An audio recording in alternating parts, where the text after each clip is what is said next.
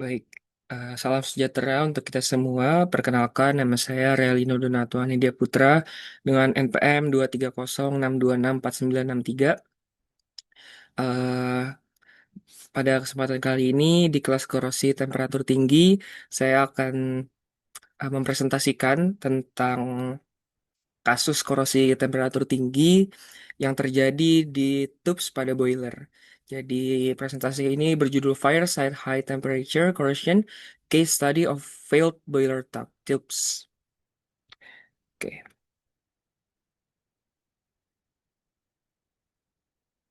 oke. Jadi poin pertama dari backgroundnya dulu. Why boiler tubes fail? Jadi di sini saya akan menjelaskan gambaran umum mengenai mengapa boiler tubes itu bisa mengalami kegagalan, khususnya akibat high temperature corrosion. Jadi sebelum itu, high temperature corrosion itu adalah seperti yang sudah kita tahu juga ini terjadi ketika material logam bekerja pada temperatur tinggi dan terpapar oleh gas-gas korosif. Nah, fenomena ini umum terjadi pada sistem pembakaran industri, misalnya di boiler atau di turbin. Dampaknya sangat signifikan karena korosi pada temperatur tinggi ini bisa menyebabkan penipisan dinding pipa, terus yang mengakibatkan juga adanya penurunan kekuatan material dan akhirnya mengalami kegagalan komponen selama operasi. Kita masuk ke industrial konteks. Oke, industrial konteks. Jadi meskipun sekarang tuh banyak upaya menuju energi terbarukan, tapi pembangkit listrik berbahan bakar fosil tuh ternyata masih banyak digunakan. Nah, namun komponen kritis seperti boiler tubes itu sering menghadapi kerusakan berulang selama operasi, terutama pada bagian superheater dan reheaternya. Main causes of damage-nya, kenapa? Jadi ada beberapa penyebab utama kerusakan, yaitu pertama, temperatur operasi yang tinggi, terutama pada zona final superheater. Kemudian juga komposisi bahan bakarnya, terutama bahan bakar yang mengandung sodium, vanadium, sulfur, dan klorin. Kemudian juga lokasi pipa dalam boilernya, karena tiap zona setiap zona menerima paparan panas dan aliran gas yang berbeda, sehingga laju korosinya itu tidak seragam. Lantas, why the corrosion is getting worse? Jadi, kerusakan ini, korosi ini semakin parah karena kualitas bahannya tuh sekarang semakin rendah. Fuel grade yang lebih tinggi kini mahal dan susah diperoleh. Jadi banyak pembangkit beroperasi dengan bahan bakar mengandung impuritas tinggi. Impuritas tinggi itu seperti Na, V, vanadium, sodium, kemudian sulfur, klorin. Nah, nanti dia tuh akan bereaksi selama pembakaran membentuk deposit agresif yang menempel pada permukaan tube. Nah, deposit ini kemudian bereaksi dengan lapisan oksida pelindung dan mempercepat terjadinya metal thinning itu. Kita masuk ke corrosion mechanism snapshot. Jadi, selama pembakaran akan terbentuk senyawa seperti Na2SO4. Kemudian juga ada V2O5. Nah, kedua senyawa ini tuh mampu bereaksi membentuk molten salt bertitik leleh rendah sekitar 535 derajat Celcius. Nah, dia ini mampu melarutkan protective oxide layer, khususnya CR2, eh, CR2O3. Nah, hal ini menyebabkan permukaan logam terekspos dan korosi berlangsung cepat. Nah, laju laju korosinya tuh bisa mencapai 50 sampai 300 nm per jam, sehingga umur tube bisa berkurang menjadi kurang dari 2 tahun. Oke, selanjutnya masuk ke aim of study. Jadi, eh, tujuan dilakukan penelitian ini, pertama, eh, akan melakukan pengukuran ketebalan tube secara langsung di lapangan. Kemudian juga melakukan monitoring korosi untuk melihat pola kerusakan. Kemudian juga mengidentifikasi titik-titik kritis yang memiliki risiko kegagalan tertinggi. Gitu. Kita lanjut ke berikutnya. Oke, jadi dari jurnal yang saya jadikan referensi, eh, terdapat metodologi dalam melakukan penelitian failure ini. Jadi, yang pertama, untuk sampel source sendiri, jadi sampel source-nya itu diambil langsung dari boiler yang sedang beroperasi di pembangkit listrik berbahan bakar fosil. Jadi, intermezzo sedikit, ini merupakan kasus yang terjadi di Iran berdasarkan jurnal referensinya. Jadi dia mengambil sampel dari boiler yang beroperasi di pembangkit listrik berbahan bakar fosil. Dan dua area utama yang dianalisis yaitu pertama superheater tubes di mana dia menggunakan material ASTM A213 T12 dan reheater tubes dengan material ASTM A213 T22. Nah, kedua material ini tuh termasuk low alloy steel. Jadi ini seperti bisa dilihat ada komposisi kimianya dan kandungan kromium dan molybdenum. jadi kedua ini merupakan low alloy steel dengan kandungan kromium dan molybdenum. Dan keduanya ini memang dirancang untuk bekerja di temperatur tinggi. Nah, di tabel sini kita bisa lihat lagi komposisi kimianya seperti kadar CR-nya, MO-nya, dan unsur paduan lainnya yang mempengaruhi juga ketahanan terhadap oksidasi dan korosi temperatur tinggi. Kenapa dua area ini yang dipilih? Karena keduanya ini memiliki perbedaan pada satu zona temperaturnya, kemudian tingkat paparan gas buangnya, tingkat paparan kerusakannya, dan relevansi mekanisme korosinya. Nah, dua area ini tuh merupakan bagian yang paling kritis karena bekerja pada temperatur paling tinggi dan terpapar langsung dengan produk pembakaran yang mengandung sodium, vanadium, sulfur, dan klorin. Jadi, impuritas juga menjadi penyebab utama fire site corrosion. Nah, kemudian di metodologi selanjutnya tuh ada analytical methods. Jadi kayak apa parameter-parameter yang digunakan di penelitian ini untuk mendapatkan hasilnya. Yang pertama kita pakai optical microscopy. Jadi ini dilakukan untuk melihat perubahan mikrostruktur di dekat permukaan metalnya. Termasuk misalnya ada carbide coarsening, retakan atau lapisan oksida yang mengelupas. Kemudian kita juga pakai mikroskop STM plus IDS. Jadi ini berfungsi untuk mengamati morfologi permukaan dan komposisi kimia deposit. Dari metode ini tuh biasanya kita bisa menganalisis keberadaan unsur kayak Na, S, V, Cl, Fe, dan lainnya. Kemudian kita juga pakai XRD. Nah, XRD itu digunakan untuk mengidentifikasi fasa atau senyawa korosi seperti misalnya sodium sulfat atau sodium vanadate dan chromium ion vanadate. Kemudian ada ultrasonic thickness measurements. Ini untuk memantau penipisan dinding tube secara periodik. Jadi, data thickness inilah yang kemudian kita gunakan untuk menentukan titik kritis dan area dengan risiko kegagalan tertinggi. Nah, sebelum itu, pasti langkah pertamanya kita juga memerlukan sampel preparation yang dimana step-stepnya seperti menganalisa sampel besi pada umumnya. Jadi kita akan mengambil sampelnya dulu, kemudian kita amplas menggunakan kertas SIC sampai grade 2000, kemudian dipoles juga sampai mirror finish sampai bisa terlihat seperti kaca. Nah, preparasi ini itu penting jadi supaya nanti di mikroskop itu bisa terlihat struktur-strukturnya. Oke. Kita next ke selanjutnya. Kita ke bagian result. Oke, jadi berdasarkan result dari jurnal yang saya jadikan referensi, pertama kita masuk ke visual condition of tubes.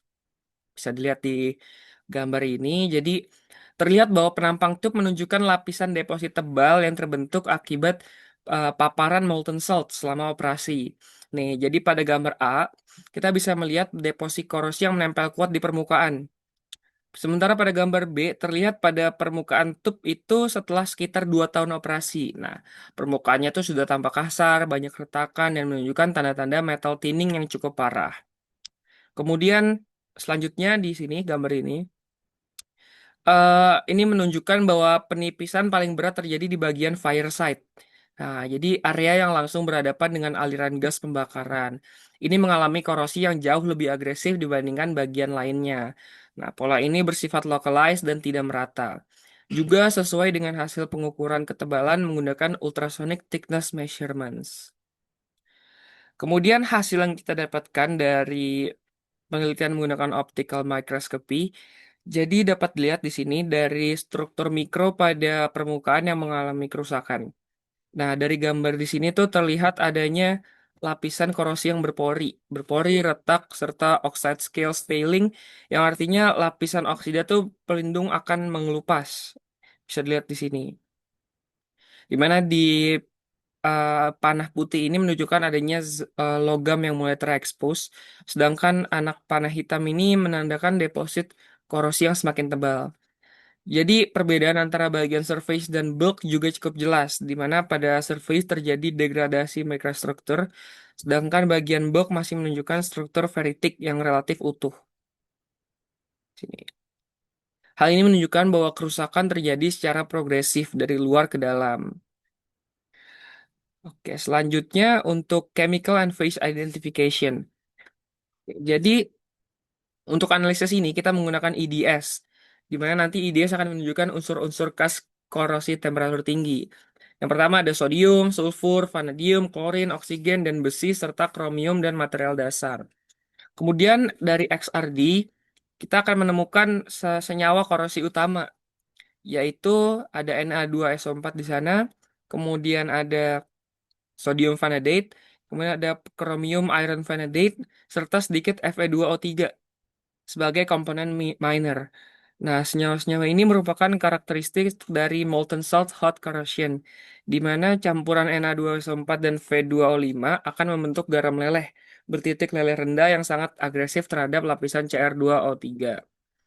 Nah, kemudian di sini terlihat bahwa ada tabel Ca, K, dan Na pada bahan bakar yang digunakan di pembangkit, di mana nilai sodium yang ditemukan menjadi salah satu bukti tambahan bahwa sumber Na pada deposit memang berasal dari impuritas bahan bakar. Jadi dari seluruh hasil kita bisa simpulkan bahwa kerusakan pada tube ini bukan hanya berasal dari oksidasi biasa, tapi adanya dominasi oleh mekanisme molten salt corrosion yang menyebabkan pelarutan oxide layer dan penipisan logam secara cepat, terutama pada bagian fire side. Oke, kita next. Kita masuk ke bagian discussion. Oke, jadi di bagian ini kita akan membahas mekanisme utama korosi, kemudian pola penipisan thickness, dan lokasi kerusakan kritis yang menyebabkan kegagalan terutama pada bagian final superheater. Oke, jadi di bagian pertama, kita lihat di sini ada dominant failure mechanism. Jadi pada gambar ini kita bisa melihat mekanisme dasar fire site corrosion yang terjadi pada boiler tubes. Deposit ini mengandung Na, V, dan S dari bahan bakar akan terkumpul di permukaan tub dan membentuk garam-garam dengan titik leleh rendah. Nah, misalnya natrium sulfat dan vanadium oxide kompleks. Nah, berdasarkan jurnal yang saya jadikan referensi, senyawa seperti Na2SO4, kemudian NaVO12, dan CrFeO4 dua kali memang terdeteksi oleh SRD. Jadi ketika deposit ini meleleh, ia akan mengubah lingkungan permukaan tub menjadi elektrolit cair, sehingga akan terbentuk pasangan anode katode seperti pada skemanya. Nah, daerah yang dengan deposit tebal akan cenderung menjadi katodik. Sebaliknya, daerah deposit tipis yang meleleh akan menjadi anodiknya dan mengalami laju korosi tertinggi. Jadi akibatnya oxide protective layer akan larut sehingga logam dasar terekspos dan mengalami thinning secara signifikan. Inilah penyebab utama kerusakan pada superheater tubes. Kemudian selanjutnya kita masuk ke poin kedua yaitu non-uniform corrosion pattern. Jadi berdasarkan hasil ultrasonic thickness measurement menunjukkan bahwa penipisan thickness tidak terjadi secara merata. Dari grafik ini, setiap garis mewakili posisi pengukuran yang berbeda pada keliling tube. Nah, ini terlihat jelas bahwa beberapa titik, khususnya posisi yang menghadap langsung ke fire site, mengalami penipisan jauh lebih besar dibanding area lainnya. Fenomena ini konsisten dengan hasil observasi jurnal bahwa Fireside memiliki deposisi yang cepat meleleh dan bereaksi. Kemudian lokasi dengan temperatur paling tinggi mengalami korosi paling parah. Nah, beberapa titik bahkan menurun hingga melewati critical thickness. Ini. Yang artinya tube tersebut tidak lagi aman dan resiko bursting atau leakage. Kemudian kita masuk ke poin ketiga yaitu critical damage location. Nah, jadi ini tuh menunjukkan rangkaian superheater. Jadi ketika thickness tiap tube dipetakan, terlihat ada beberapa titik yang ditandai dengan titik merah ini. Ini adalah merupakan lokasi critical damage points. Nah, jadi dari jurnal, dari referensi ini menunjukkan bahwa final superheater adalah komponen dengan laju penipisan paling tinggi. Karena pertama, suhu operasinya tertinggi ada di zona ini. Dan aliran gas panas akan mengenai bagian ini secara langsung. Nah, deposit ini memiliki komposisi kimia paling agresif yang terbukti di XRD dan serta IDS tadi. Nah, lokasi-lokasi ini akan menjadi prioritas untuk pemasangan online corrosion monitoring probe karena ini merupakan titik yang paling dekat dengan batas kegagalan. Kita next. Oke. Selanjutnya kita masuk ke corrosion mechanism dominannya. Nah, mekanisme ini menjadi penyebab utama kerusakan pada tube berdasarkan hasil mikrostruktur dan XRD yang ada di jurnal. Nah, senyawa seperti Na2SO4 dan berbagai vanadium oxides terbentuk dari impuritas bahan bakar. Senyawa-senyawa ini memiliki titik leleh yang rendah, sekitar 535 derajat Celcius. Sehingga ketika boiler beroperasi pada temperatur tinggi, deposit ini berada dalam fase cair dan melarutkan Cr2O5, yaitu protective oxide layer pada material tube. Selain itu, ada juga unsur klorin yang berperan melalui mekanisme chlorination oxidation cycle.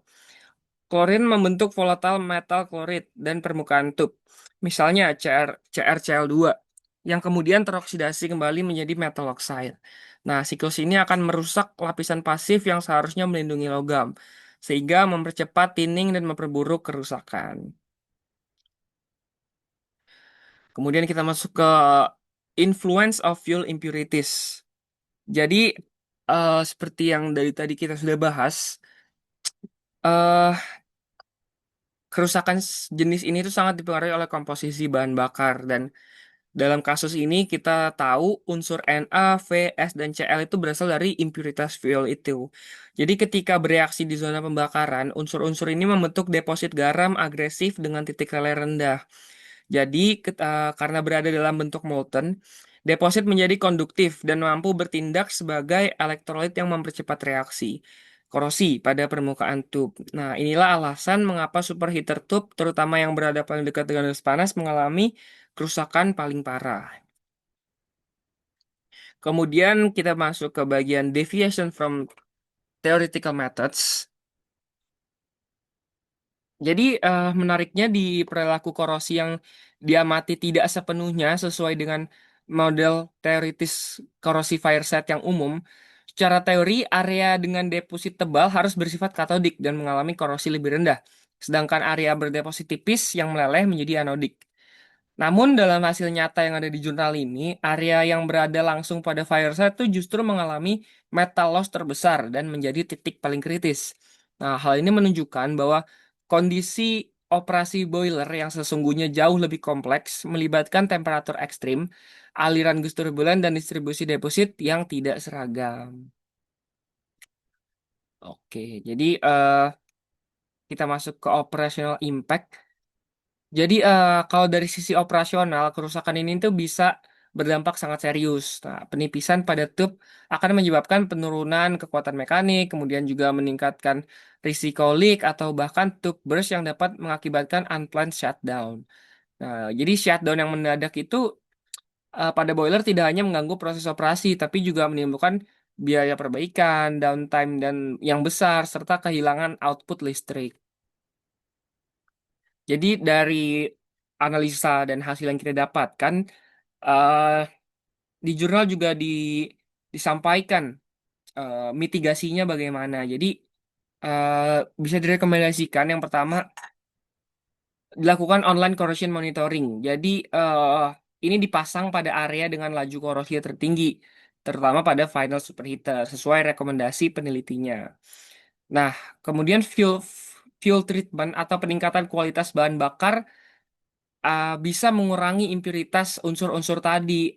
Jadi walaupun jadi jangan karena memang harganya tinggi, jadi kita pilih fuel yang memiliki unsur-unsur yang bisa menjadi penyebab utama molten salt ini. Nah, kemudian kita juga harus evaluasi ulang material tube atau penerapan protective coating dengan ketahanan yang lebih baik terhadap molten salt corrosion. Oke, kita next. Jadi Kesimpulannya dari keseluruhan eh, penelitian ini, berdasarkan dari jurnal referensi ini, kita mendapat kesimpulan yang pertama, bahwa penyebab utama mekanisme fire site corrosion ini terjadi akibat adanya interaksi antara permukaan logam dengan molten salt deposits yang terbentuk dari impuritas bahan bakar, terutama senyawa yang berbasis Na, V, S, dan Cl. Kedua, pola kerusakan yang ditemukan bersifat localized, artinya tidak merata. Jadi, hasil pengukuran thickness menunjukkan bahwa bagian yang mengalami penipisan paling parah berada di final superheater tube, yaitu zona dengan temperatur yang tertinggi dan paparan gas panas yang paling intens. Kemudian yang tiga, senyawa hasil pembakaran seperti natrium sulfat, vanadium oxide, serta klorin, dia akan membentuk molten salt bertitik leleh rendah. Nah, ini akan melarutkan protective oxide layer. Jadi ketika lapisan pelindung ini rusak, laju korosi meningkat drastis dan mempercepat terjadinya metal loss. Keempat, eh, kondisi nyata di lapangan menunjukkan bahwa perilaku korosi yang terjadi tidak sepenuhnya sesuai dengan teoritis. Hal ini terjadi karena kondisi boiler di dunia nyata itu lebih kompleks. Dipengaruhi ada variasi temperatur, komposisi fuel yang berubah-ubah, turbulensi gas, dan juga distribusi deposit yang tidak seragam. Jadi, untuk mencegah kegagalan serupa, ada beberapa langkah mitigasi yang bisa dilakukan. Yang pertama, penerapan online corrosion monitoring pada area kritis, kemudian juga melakukan pemantauan ketebalan secara rutin, serta mengevaluasi ulang material tube dan kualitas bahan bakar untuk mengurangi impuritas penyebab molten salt corrosion. Oke, jadi ini merupakan referensi yang saya pakai dalam membuat presentasi kali ini. Yang utamanya adalah berdasarkan dari jurnal berjudul Fireside Corrosion: A Case Study of Fuel Tubes of a Fossil Fuel Boiler. Oke, jadi sekian presentasi dari saya. Eh, Kurang lebihnya mohon maaf. Terima kasih.